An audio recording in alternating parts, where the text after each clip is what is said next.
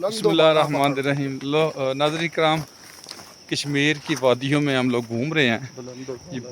یہ بلند و بال پہاڑ جو ہیں اور ساتھ میں جو جھیل گزر رہی ہے وہ اس کی اپنی ایک پانی کی روانگی کی ایک آواز ہے جو اس کے حسن کو مزید چار چاند لگا رہی ہے.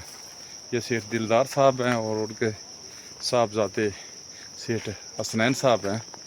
تو یہ کتنی پرفضا وادی ہے، یقینی طور پہ یہ جنت نظیر ہے. اور یقین مانیں یہاں خدا کی تخلیق پر کیا محسوس ہو رہا ہے، میرے پاس وہ الفاظ نہیں ہیں.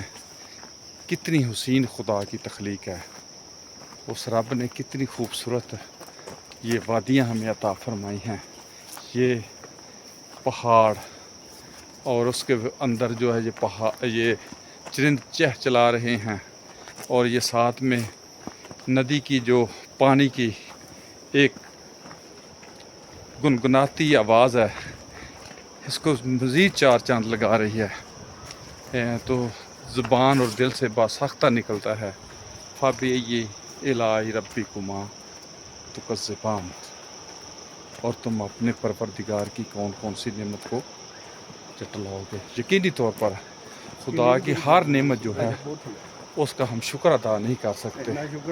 جو اللہ نے عطا کیا ہے یقین مانے ہماری حیثیت، ہماری اوقات اور ہماری سوچ سے زیادہ عطا کیا ہے.